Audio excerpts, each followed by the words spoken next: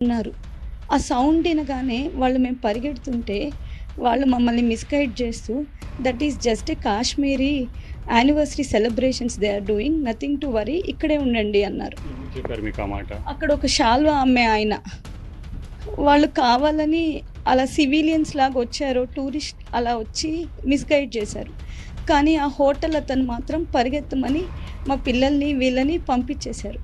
నేను మా హస్బెండ్ పరిగెత్తే లోపల ఇటుపక్క ఒకరిని కాల్చేశారు, ఇటుపక్క ఒకరిని కాల్చేశారు, ఇటుపక్క ఒకరిని కాల్చేశారు. అటుపక్క వాళ్ళు లిటరల్‌గా వాళ్ళ 2 ఇయర్స్ బేబీని చూపించి కాళ్ళకి పట్టుకుంటున్నా కానీ కాల్చేశారు. మా హస్బెండ్ నాకేం చెప్పారంటే, మనిద్దరం ఇట్లా పడుకుందాము, నువ్వు తలెత్తద్దు అన్నాడు. మేమిద్దరం చేతులు హోల్డ్ చేసుకొని పడుకొనే ఉన్నాం. ఎవరో అంటే మేము ఎత్తి ఏం చూడలేదు. ఎవరో నడుచుకుంటున్నట్టు వస్తుంది. టక్కని బ్లాస్ట్ షాట్ వచ్చే ముందు హిందూ ఏ ముస్లిమే అని 2 సార్లు అడిగినాం. We both didn't respond anything. Then immediately I heard the shot. ఆ షాట్ వినిపిస్తే ఆ షాట్ నిజంగా నేను మా హస్బెండ్ అనుకోలేదు.